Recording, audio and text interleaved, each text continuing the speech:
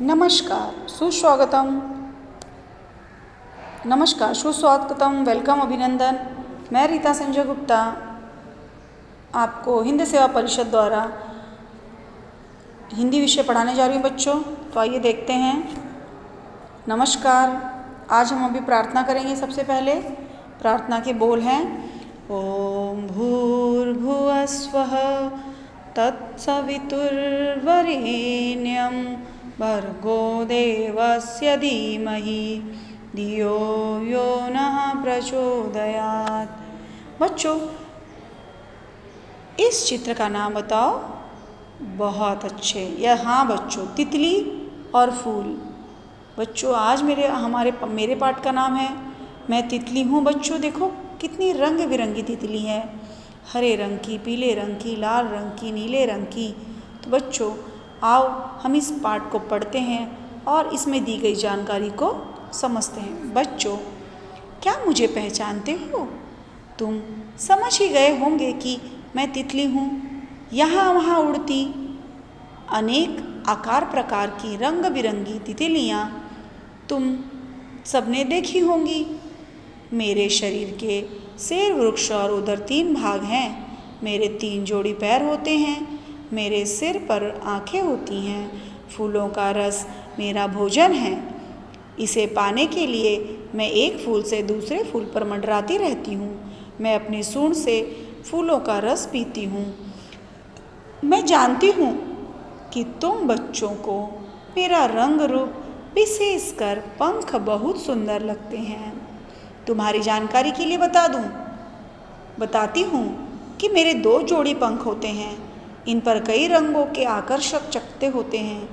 एक बात का मुझे बहुत दुख है कि तुम बच्चे प्राय मुझे पकड़कर अपनी पुस्तक या कॉपी में बंद करके रख देते हो। इससे मेरी मृत्यु हो जाती है।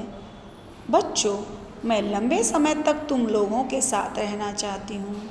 इसीलिए शपथ लो कि आज से तुम लोग मुझे पकड़ोगे नहीं। अच्छा, चलती हूँ। बहुत भूख लग रही है। मुझे उन गेंदे के फूल का रस पीना है। नमस्ते। बच्चों, इस तरह तितली बोलकर चली जाती है। इससे हमें इस पाठ में हमको यह जानकारी मिलती है बच्चों कि तितली है, बहुत रंग बिरंगी है और उसके शरीर के 3 भाग होते हैं। उसके 3 जोड़ी पैर होते हैं। सिर पर आँखें होती हैं। फूलों का रस मेरा भोजन है। इससे पाने के लिए मैं एक फूल से दूसरे फूल पर मंडराती रहती हूँ। मैं अपनी सूंड से फूलों का रस पीती हूँ। बच्चों, अपने इस पाठ का अब स्वाध्याय हम देखेंगे। स्वाध्याय के प्रश्न बच्चों यहाँ पर दिए गए हैं। निम्नलिखित शब्दों से समानार्थी शब्द बताओ। तो बच्चों, निम्नलिखित शब्दों के समानार्थी शब्द आज हम पढ़ेंगे, जो हैं पंख, पर, फूल, पुष्प, आँख, नेत्र, नाव, जहाज। आगे हम बढ़ते हैं बच्चों। देखिए, जैसा कि आप इस चित्र में देख ही रहे हैं कि गेंदे के फूल से क्या क्या बनाया गया है। चित्र देखकर बताओ। सबसे पहला चित्र हार है, दूसरा बंधनवार है, तीसरा जो है तितली बनाई गई है बच्चों।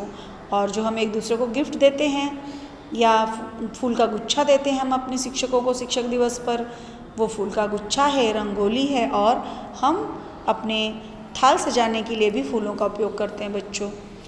तितली के हम प्रश्नों के उत्तर करेंगे। प्रश्नों के उत्तर में तितली के शरीर में कितने भाग होते हैं? तो 3 भाग होते हैं। भोजन, तितली का भोजन क्या है? फूलों का रस। भोजन पाने के लिए तितली कहाँ मंडराती है? तो फूलों पर मंडराती है। तितली ने कौन सी शपथ लेने के लिए कहा है? तितली ने ये शपथ लेने के लिए कहा है कि आज से तुम लोग मुझे पकड़ोगे नहीं। तो आइए अब हम देखते हैं विराम चिन्ह के भेद। तो बच्चों, सभी जानते हैं, अभी आप दूसरी से तीसरी में आ गए हो तो हमें ये जानकारी रखनी बहुत ज़रूरी है। अल्प विराम क्या है, अर्ध विराम क्या है, पूर्ण विराम क्या है, उपविराम क्या है, प्रश्नवाचक चिन्ह क्या है, विस्मयादिबोधक चिन्ह क्या है, योजक चिन्ह क्या है। तो बच्चों, इन चिन्हों का उपयोग करना हम लोग सीखेंगे। और उद्धरण चिन्ह, कोष्ठक चिन्ह, निर्देश चिन्ह, लोप चिन्ह, लाघव चिन्ह, पुनरुक्ति चिन्ह, त्रुटि चिन्ह। बच्चों जैसा कि आप इस वाक्य में देख रहे हैं, राजू पढ़ रहा है, तो वहाँ पर लगाया है पूर्ण विराम, और दूसरे में लगाया है अल्प विराम। नदी, पहाड़, खेल, हवा, है ना, जो छोटा सा कॉमा जैसा लगा है उसको बोलते हैं अर्धविराम। अर्धविराम का एक और उदाहरण देख लो, सूर्यास्त हो गया है, ये भी अर्धविराम का ही उदाहरण है। अब हम देखेंगे अर्धविराम का सूर्यास्त हो गया है। और उपविराम के लिए जो वाक्य है वो है प्रदूषण एक अभिशाप है। पूर्ण विराम, राम घर जाता है।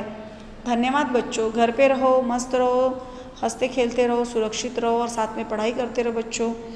बहुत बहुत धन्यवाद, थैंक यू।